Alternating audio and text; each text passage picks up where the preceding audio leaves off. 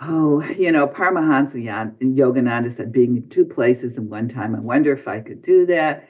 And I start concentrating right here between my eyes, not knowing that that's considered the ajna center, one of the Hmm. chakras, Yeah. energy chakras.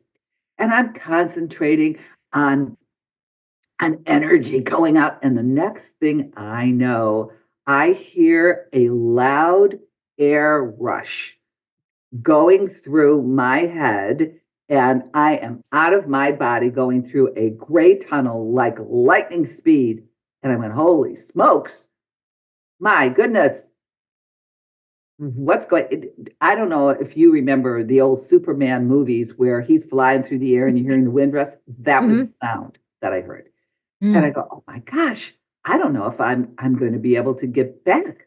I didn't make a plan here. And whoop, I pulled myself back in my body and I sat there in disbelief, saying, Mm. what was what was that? That was Yeah. scary. And I said, oh, I wonder if I could do that. Yeah.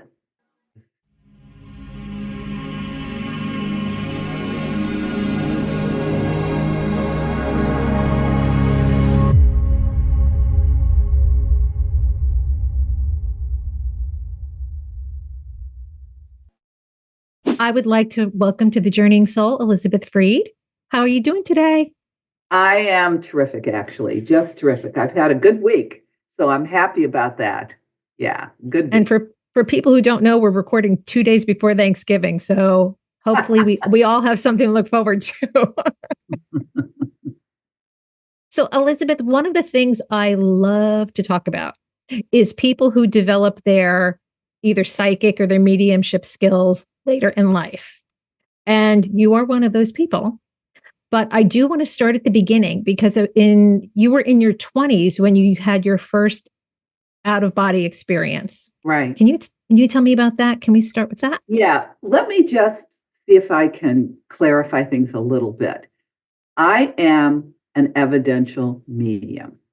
That Yes, means not a I connect. psychic. Yes. Yes, I am not a psychic. Mm-hmm. And I'm going to explain the difference between the two. A psychic connects with you and gets information from you. A medium connects with departed loved ones across the veil and gets information channeled down through them to her or him. Okay. Mm-hmm. And then expresses that to the client. Now, I am an evidential medium. That means that when I connect with spirit, I must provide verification to the client. And in order to do that, I connect first, going through a process, and I use a variety of clairs. Now, clairs are clairvoyance, I see things, Mm-hmm. clairaudience, I hear things, clairsentience, I feel things, and Mm-hmm. claircognizance, I just know things. I use Mm-hmm. all of them. Now, when I say see things, I personally do not see spirits walking around. That doesn't happen. I see them in Mm-hmm. my mind. Mm-hmm. Okay. Do you have any of the clairs? A lot of the people I've spoken with, some of them have some clairs more than others, or stronger than others. Do you have any clairs that are more your go-to, Well, or are they all? claircognizance is one of them. My clients, and I didn't realize this, when I was an executive coach, used to call me the heat-seeking missile. And they would say, how did you know that? I mean, how did you cut through all? I said, to me, this was just a normal thing. You listen to someone's story Mhm. and you just see it's a lot of smoke and mirrors and you find what the real issue is because they're talking around the issue. And then I just say, look, this is what the real issue is. The problem named is the problem solved. Okay, so that would be my approach. So that's being used, but I would say I see and I hear. And I mean, honestly, I use them all. It just Mhm. depends on whoever it is that I'm connected to. But Mhm. it's interesting that you should ask that question. For me, I never had any psychic abilities. A lot of these psychic or medium people hear spirits see. It was like my philosophy in life used to be, well, when you're dead, you're done. So let the good times roll. Mhm. Basically, you started to ask me, how did this all happen? Well, Well, I wanted to start because I yeah, know if you had an out of body experience in your 20s. Like sometimes that's just the seed where there's something else. So, but I do want to hear the details of what you experienced in your 20s and that what else might have happened over the years that kept developing this in the back of your mind. Okay. Well, I was in my 20s and I had a boyfriend that was coming in from out of town, and I was taking a yoga class, and I was reading this book by Paramahansa Yogananda, Autobiography of a Yogi. I'd Yes, also very, read a very book by famous. Jeff Stern called Yoga, Youth, and Reincarnation. Mm-hmm. So I was trying to go to sleep that night, and my phone kept ringing off the hook. And I knew he was coming in the next day, and everybody kept waking me up. Last person to call me was my friend Vernon. And he said, "Oh, I got to talk to you, Elizabeth." And I said, "Vernon, look, David's coming into town. I cannot talk to you. I got to get to sleep." And I felt bad because I never let a friend down, but I had to do what I had to do. But this was let me just say something for the audience. 50 years ago was pre-answering machines. Right. So you have to answer the phone when it rings. You can't just screen that call. Right. Pre-cell phone, pre-answering machine. Right. Pre-answer the phone. Right. So anyway, so you're telling Vernon, I got to go to sleep, Vernon. Yes. So I'm trying to fall asleep and I can't fall asleep. And so I remember my yoga teacher talking about an alpha state. Put your mind in an alpha state and go through this breathing. So I'm doing it, and I get this feeling like a marijuana rush back in the day. Okay. And I'm going, "Oh, that's interesting." And then I'm thinking of this book called Yoga, Youth, and Reincarnation, where they talk about something called the universal mind. So I said, "Oh, maybe I'll tap into the universal mind," because I'm entertaining myself now. I can't fall asleep. My body is exhausted. I can't fall asleep. And all of a sudden, my brain turns into like a citizens band radio. I'm picking up different conversations. I'm picking up two radio hosts talking about a Broadway play that they're giving a review of. And I'm going, and I just said, "I'm turning this radio off." This is like freaked me out. So now I'm lying there, twiddling my thumbs, going, "Okay, now what?" My body is exhausted. My brain is awake. So then I start thinking, "Oh, Paramahansa Yogananda said being in two places in one time. I wonder if I could do that." And I start concentrating right here between my eyes, not knowing that that's considered the Ajna center, one of the chakras, energy chakras.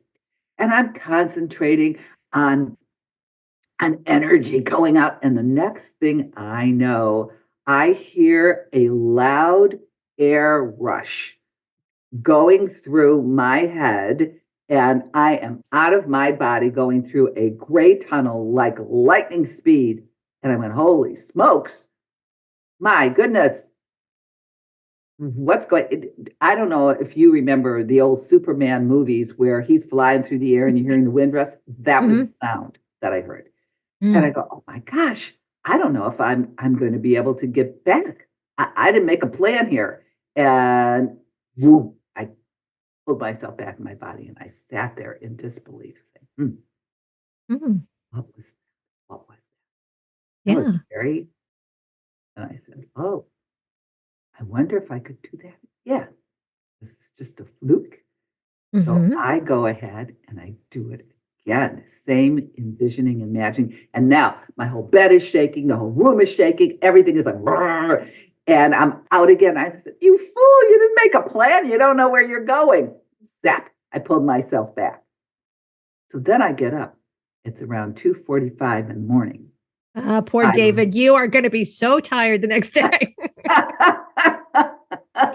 And I wrote down in a journal, "I can't believe this happened to me. I need to write this down immediately, or I will not believe what just happened to me." And I wrote it down. Then David came. I was afraid to go to sleep for the whole next few days that he was visiting. I was afraid something would happen. So I'm And guessing. So I'm guessing you didn't say anything to him. Did you say anything no, to I talk to did say anybody? everything to him. I told him Oh, everything. Okay. But, he thought it was wacky. But okay. anyway, so now he leaves, and my friend Vernon calls me back. And I said, "Oh, Vernon, you're not going to believe what happened to me that night you called." He goes, "You're not going to believe what happened to me." I Mm, said, "What do you mean?" He said, "I had a little bit to drink." And he said, "But I wasn't drunk. I came in, he was living in some hippie farmhouse at the time. And Vernon was black. Okay. And he said the following thing to me, that I walked into the farmhouse. When I walked in, this wind went through the house. The picture started spinning on the walls." He said, "I'm a black man, but I'm telling you, I turned white that night." hmm I said, Wow. "What time did this happen?" He said, "At 2:45 a.m." I said, "Well, I think Mm, that was me coming through because I was worried about you. And I had mm, never let a friend down before. And then I was convinced, but I wasn't completely sure. So I started reading some books about astral projection and stuff like that. And then I moved to Minnesota, where David lived for a while, mm-hmm, and told everybody that this happened to me. And mm-hmm, these women said, there is a man coming to the University of Minnesota who will be talking about out of body experiences and teaching you how to do that. You mm-hmm, might be interested. So I said, "Absolutely, I'm going." So mm-hmm, I went. And this man, Dr. Baker from England, spoke about lucid dreaming and how we naturally leave our body through lucid dreaming. And this is how you do it, blah, blah, blah, blah, blah. And he was taking appointments if anybody had any questions. mm-hmm, He would do a consult. Well, the next day I signed up for a consult and I went to his hotel. I said, mm-hmm, "I need to know if this was a legitimate experience or not." mm-hmm, And he said to me, "You had a legitimate experience, but never, ever, ever do what you did again." He said, "Only the most experienced yogis have the ability to do what you did because you did it when you were wide awake." And he said, "If you were to do this on a regular basis, it could be that your astral body would leave your body, leaving you as a vehicle for any other traveling astral body to take you over. And mm-hmm. then people will think you're schizophrenic." Well, he tells me this just as the movie The Exorcist had come out. This was like in the early 70s. I said, "All right, I'm done. I'm not doing this, period." So I let it go. Scared the crap out. Yeah. That was in Mm-hmm, my 20s. mm-hmm, Now I'm in my 40s. And I decided that I wanted to have children. I'm like 38, 39. And I had experienced 3 miscarriages. And so it wasn't to be. mm-hmm, And I happened to be on my telephone talking, setting an appointment with mm-hmm, GE Aircraft Engine. I was a compensation consultant at the time. And that's just a regular conversation that I'm having. And I'm looking around the room and I'm noticing the room is taking on a golden glow. And that's interesting, but I'm still engaged in my conversation.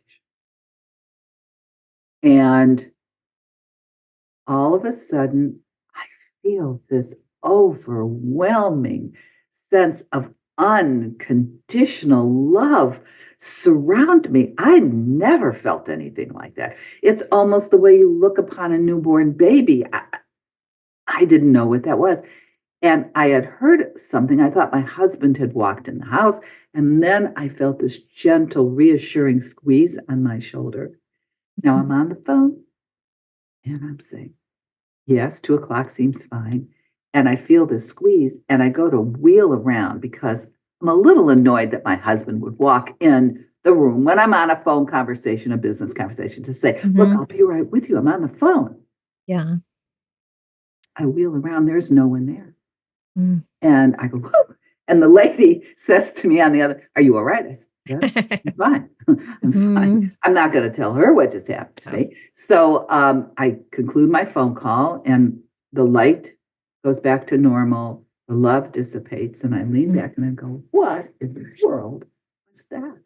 Mm. And it was a very, very interesting experience. Now, do you feel, I want to ask you, I just recently interviewed another evidentiary medium, a woman named Tammy Young from Texas, and she had a miscarriage, and that definitely led her to developing her mediumship abilities. Like she had some, but she took it to another level. Now, do you think this experience in the room with the hand on your shoulder and the golden light and the feeling of love, do you think that was related to your 3 miscarriages, to the I do. I think the reassurance was it'll be okay.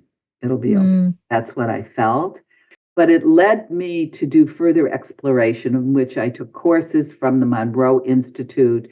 I love the Monroe Institute. My very first show episode was with Joe Gallenberger, who probably designed some of the courses. I don't know if any of the ones you took, but he's designed many of the courses there. Oh, tell me about your experience at Monroe. I'd love to hear the Monroe experience. Oh, well, I did the Gateway course, and then I wound up taking a Lifelines course, and I did not know what that was about. I was just like, I took the Gateway course, and that was really great. And, basically they say you're more than your physical body. Yes. And it perpetuates that thinking. And I knew that I had experienced something. Well, I have to go back and tell you the story of what happened to me with this love experience. Prior to this, a friend of mine was a bona fide psychic. She had been followed by Johns Hopkins University since the time she was a child. She had a teaching center, and I went to visit her there once, and she said, my students are telling me there's an energy grid in this part of the facility. You're the most practical person I know. Maybe you can tell me if you feel this energy pull. So I said, okay, I'll do that if you want. So she's had one of her acolytes or disciples or whatever say, I'm going to have her do a protective prayer around you, and then I will test this. I said, okay. So this woman says to me, pray to whoever God that you believe in or spirit for protection. And then I will do this, some incantation thing she was going to do over me. So I said, Deborah, I was pretty irreverent. Okay. So I said, I don't really pray. All right. So I said, okay, God, show me what's real and show me what's bullshit. That was my prayer. Okay. So she does her whole thing. Then my friend comes out and she puts her hands over mine. Do you feel any kind of pull of energy? Nothing, Nancy. No. She does like this with her hands. Do you feel anything like this? I said, nope, don't feel anything. She says, okay. And that was the end of that. So now, a couple weeks later, a week or two later, I have this experience. So I'm thinking, could this be what people talk about as a religious experience? I don't know. So I call my friend who's a born-again Christian. And I said to her, Candace, I got to ask you a question. Have you ever had a religious experience? She said, yes. I said, let me tell you what happened to me. And then you can tell me whether you think this was a religious experience. So I told her, and she says, did you pray recently? And I said, Candace, I don't really pray. I said, well, wait a minute. Yeah, I did. And I told her the whole, tell me what's real and tell me what's real. She goes, well, I guess you found out what was real. You were shown, your prayers were answered. And so that was that. But then again, I was running a business. I didn't have time to go explore or do anything with it. I took a few more Monroe Institute courses, which were interesting and so forth. And I thought, like everyone else thinks, you have to be a natural born medium. You do not. I am what is known as a medium by choice. So anybody and everybody can be a medium. It takes 3 key things: education, meditation, and practice. That's it. And you have to be committed. I heard you say that when you decided, though, to become a medium, you pursued it like you were getting an MBA. Like Right. you went for the training seriously, and you didn't your threshold was sort of like you kind of knew you had gotten there when you were 70 to 100% accurate. Is that right? Right. Hmm. Now, I have to say, Elizabeth, you might not want to talk about this, but I want to know about what's going on when you're only finding yourself 30% accurate or 40% accurate. Like, who are you working with? How are you handling it? When Well, you know that's a you've got great question. when you know you've got something, but you don't have, like, in pitching, the command and control, you don't quite have it. What, because that period I think is a difficult period for people who are developing. It is. And even the most experienced medium sometimes, I got nothing. Mm, All right. So mhm, here's how I deal with it. Number one, I'm not perfect. That's so you accept that in yourself. mhm, And it requires that you meditate and you connect with spirit on a regular basis. I meditate every day for half an hour. Okay. However, there are times when you're not connected in the way that you would like. You don't know why. So one of the things that I have on my website is I say, you know, sometimes spirit doesn't cooperate. We don't know why. It's nobody's fault. Energy's off. Who knows? When that happens, we will simply reschedule and it'll be fine. So I've left myself an out for when that happens. It happens to me like once every 9 times, once every mhm, 8 times, something like that. It happens. And I don't beat myself up over it because you're working so hard and you're trying so hard. And really, my whole purpose in life is to be of service. And when I'm not serving my client, I feel terrible. I stop feeling terrible. I just say, it happens. We'll do it again and it'll be fine. But mhm. I have to share something that happened. And this was only yesterday. One of the Hmm. things I have a process that I go through when I give a reading. I wanted to ask And about that. So great. the process is I tell them how I connect, what I do, and this is what's going to happen. I said, I'm going to present you with 5 to 7 pieces of evidence about the spirit that I'm going to connect with. I also want you to understand that many people want a family member to come through. I have no control over who shows up, Mhm, but whoever shows up is going to be there for your greatest good. So I'm going to provide this evidence to you, and I want you to write down everything that I give you in terms of evidence, but only to answer me when I ask you the following questions. So let's say I am connected to a male who passed after the age of 70. I will say to you, do you understand that? mhm, If you know someone that has, you answer yes, no, I don't know, I'm not sure, possibly, I don't remember. mhm, Those are the only answers I want mhm, because it's up to me to provide you the evidence first. Now, after, and it's okay to get a no, it just means I have to go back and get more evidence. And then once I do, and you say to me, oh my gosh, that's my cousin Susie we're talking about. mhm, Okay. Once you have verified and you know who has stepped forward, then I will ask cousin Susie to give me a memory that only the two of you have shared and know. mhm, mhm, After you confirm that for me, then I will give you a healing or empowering message from your cousin Susie. And after that's done, then you can share any details you want with me. But up until that time, do not tell me anything that tips my hand, mm, tips your, that mhm, because what that does is it breaks my connection mhm. and biases me and puts me in the other brain, the left brain side of me. I need to stay connected. And And that's the process also, I they go. they it wrecks the whole verification for the person you're sitting for, because they'll think back and they won't know, did I say that or did Elizabeth say that? And it's really important that they're for to not feed you. That's exactly right. I don't want to lead the witness. Okay. So this way I give it to them. But I have to share with you something that happened just yesterday. Okay. It was amazing. There was a woman and her husband, I had identified her husband to the T. I was, before you came on, I was reading her feedback.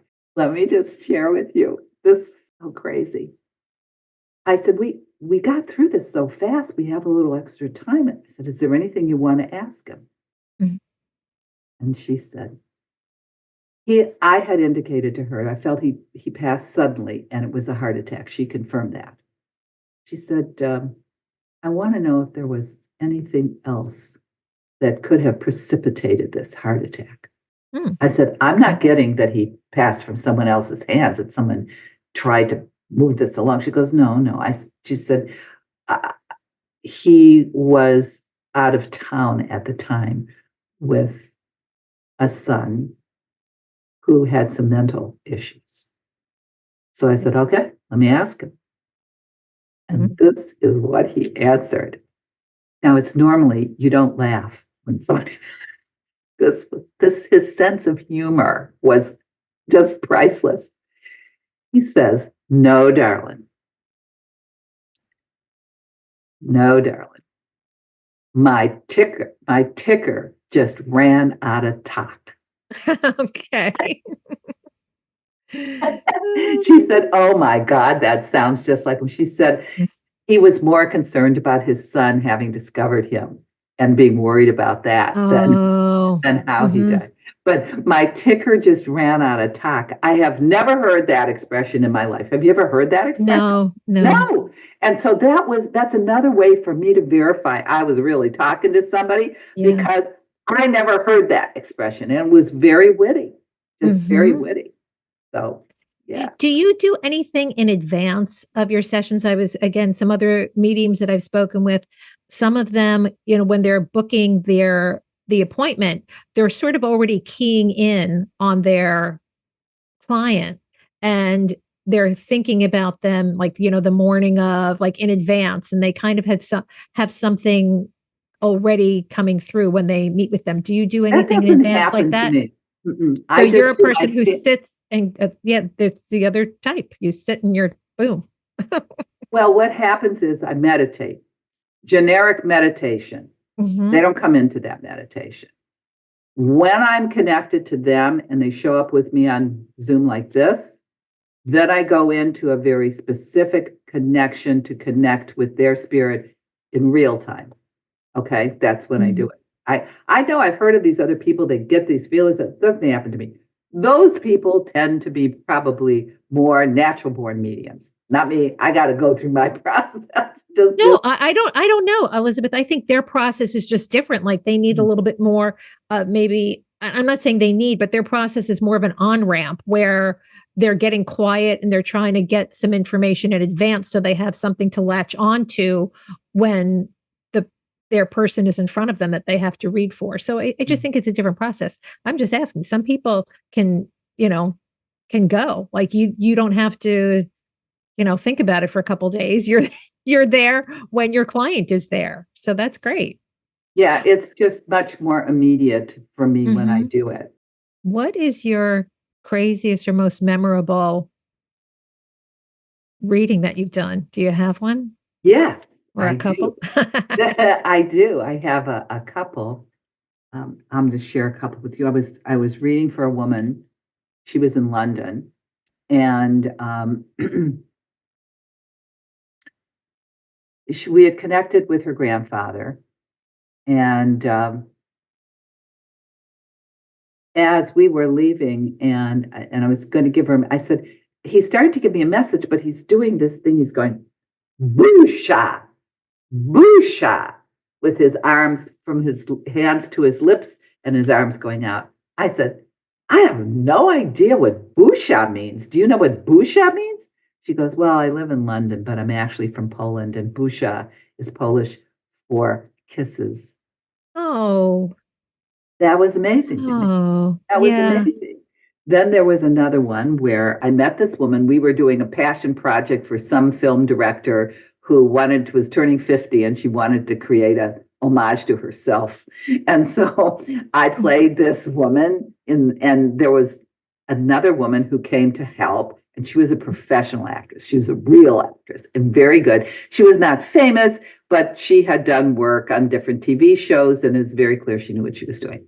And we became friendly and would text each other a couple times a year. Hey, how you doing? Blah, blah, blah.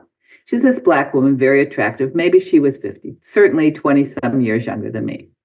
So when she found out I was doing mediumship, she said, "Oh, I'd like you to do a reading for me." I said, "Okay." So I started to do this reading. And the first thing I said to her was, I'll tell you what I actually saw. I saw a very handsome man dressed up. He was Black in the jungle with a spear in his hand in some kind of outfit. I don't know. But I didn't want to say that because I was just afraid it would sound racist or something. So I said instead, I see a man who's passed between the ages of 40 and 50. He's very handsome. And I'm telling you, he is ripped, really ripped. And he is walking, and I felt my body, this is the sense he's walking with such confidence, almost warrior-like. Would you understand that?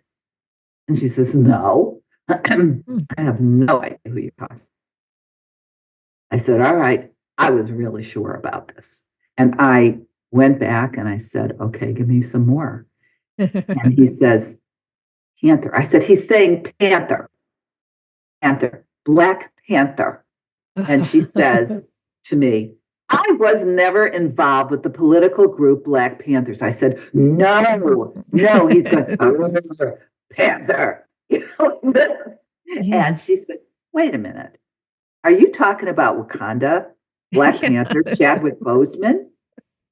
I said, that's who I think this man looks like. But I didn't see that movie, so I wasn't sure. And I said, and then I got total chills. And uh, I said, "Yeah, I think that's who it is." She goes, "Oh, I knew Chad." I said, "You knew Chadwick Boseman?" She said, "Yeah, he was famous, many years ago. I'd see him at auditions before. He's just a really nice guy. And I would see him at auditions. Then he got married, his career blew up, and he went his way, I went mine. I can't imagine why he's coming through, why he showed up." I said, "Well, he must have something he wants to tell you. So we'll find out."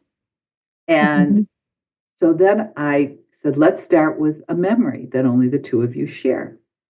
So I said, he shows me, and now I get an image of like a stage set with two of the actors' chairs, those canvas actors' chairs, the director's chair. I said, "He's showing me like a stage set that you may have been on." She goes, "Oh, we never did anything together. We never ran a film together."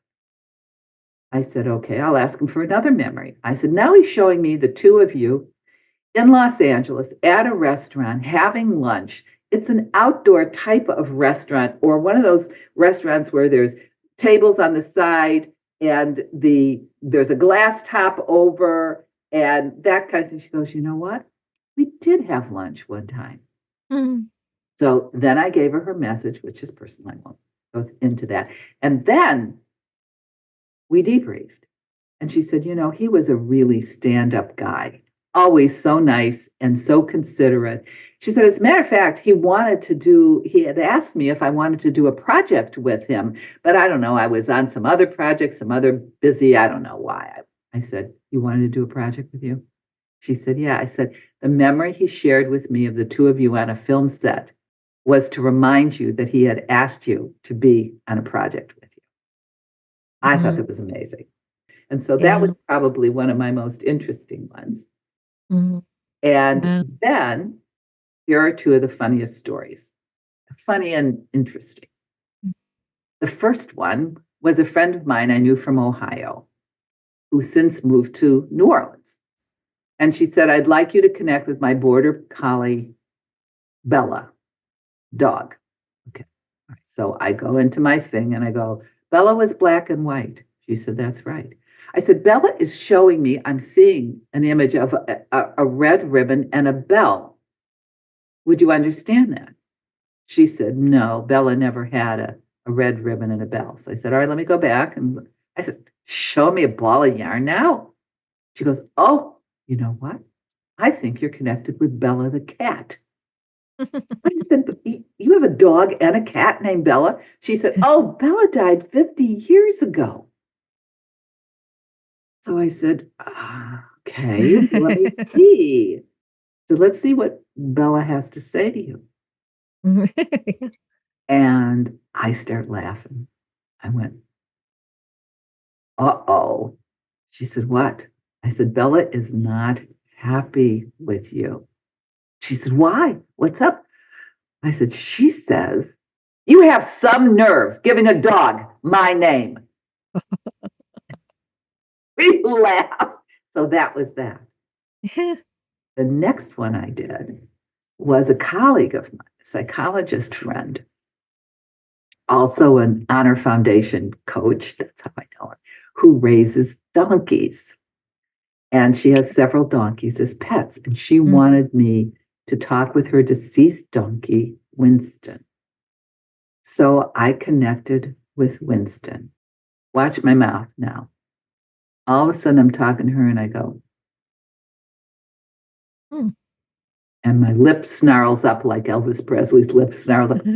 I said, would you understand something was wrong with his mouth or his teeth or his gums? Something going on with him? She goes, oh, you're in the right place.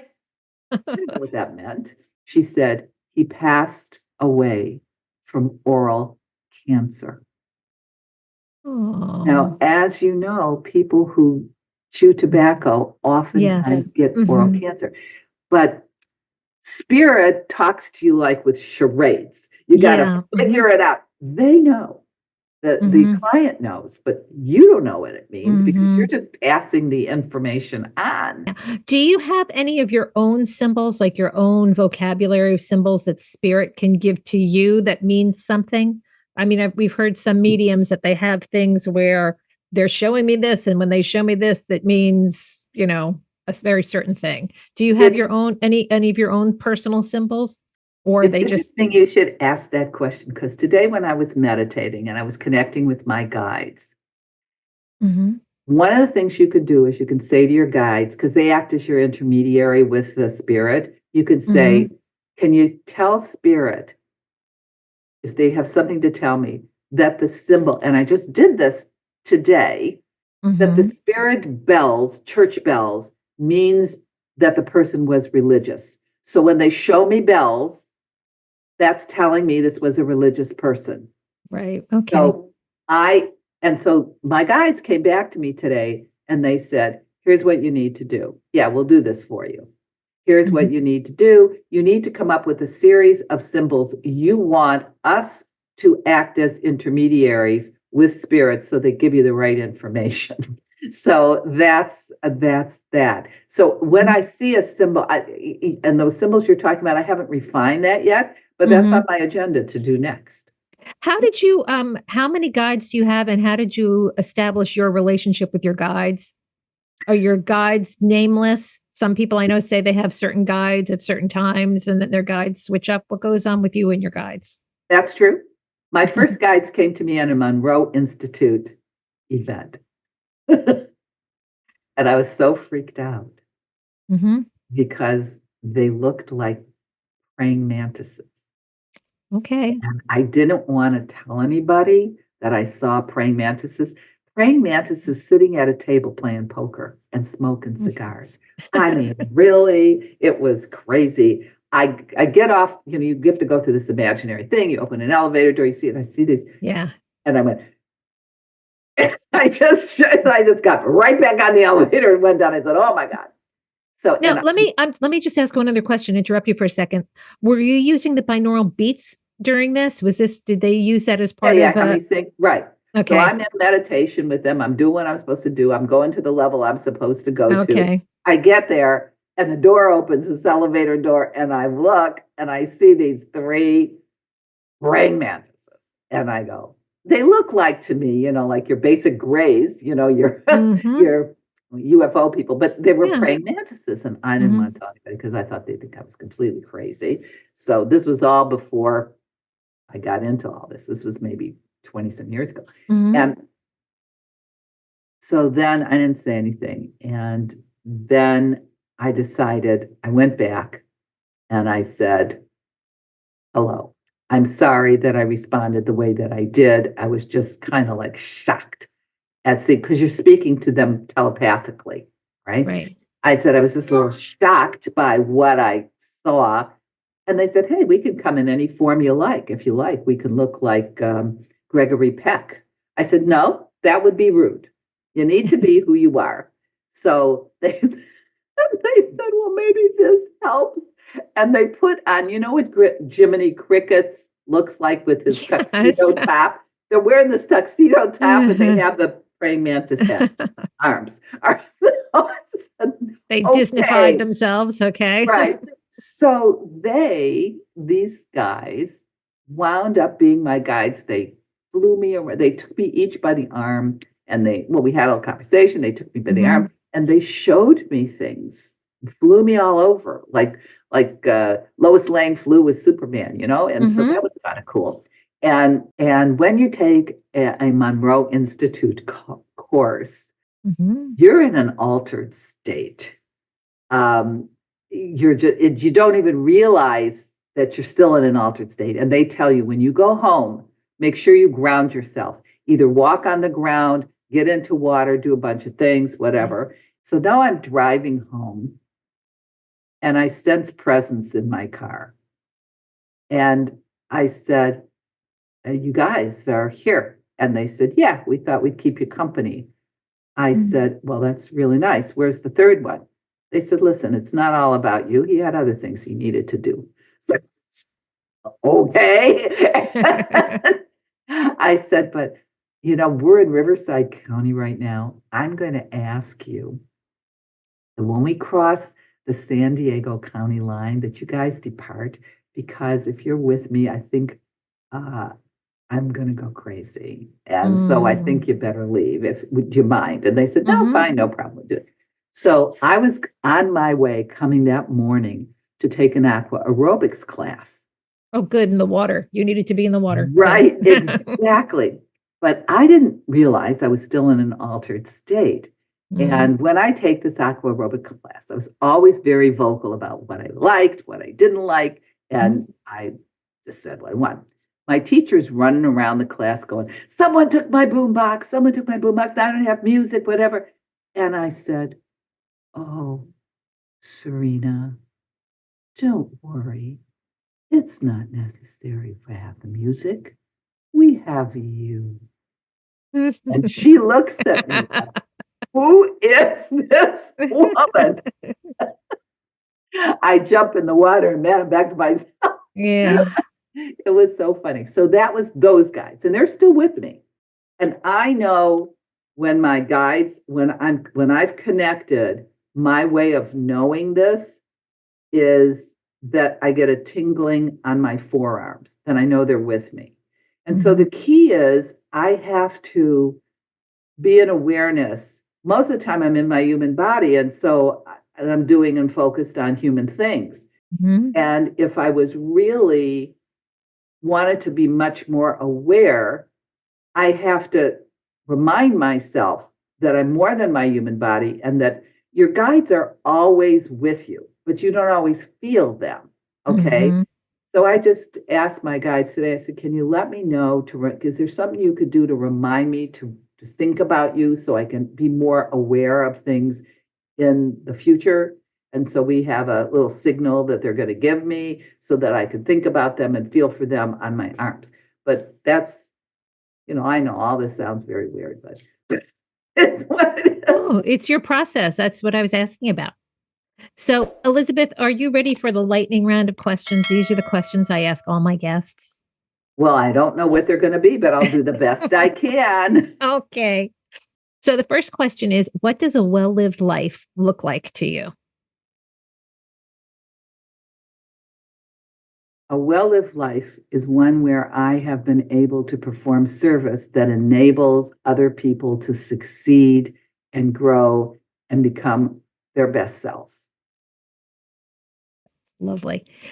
What do you suspect is the true nature of reality? And this can include ideas of time, dimensions. What do you think? Well, there are many levels of reality. There's this reality, and then there's the quantum area, the 0 point field, and everything is connected. So what's real at this moment in time is real at this moment in time, but is it really real? And what else is going on simultaneously? Sounds like a circuitous answer, but I think reality is wherever you're putting your focus. How do you think that people can take care to be better connected to their consciousness or soul? Like they're not a medium, but what should they do? Meditation. We talk a lot about that on the show. It seems to be the answer to everything or It the is. answer for so many things. Okay. When you die, I think we're assuming that your consciousness will go on. What do you hope to find or discover or learn? How I can continue to be of service as a soul. Where can people find you and the good work that you do? Um, my website is www.elizabeth, that's Elizabeth, Fried, Fried, like fried, Mhm. .com/medium. Okay. And is there any final message you want to impart to the audience? Well, if you are interested in connecting with a departed loved one, it would be my pleasure to help make that happen for you. But bear in mind that whoever comes forward is going to be there for your greatest good. Mm. Thank you, Elizabeth Fried, for being with me today. I've had It fun. was my pleasure. And thank you for inviting me as a guest. I had fun. Thanks for watching. Click to join us on another journey, and don't forget to subscribe.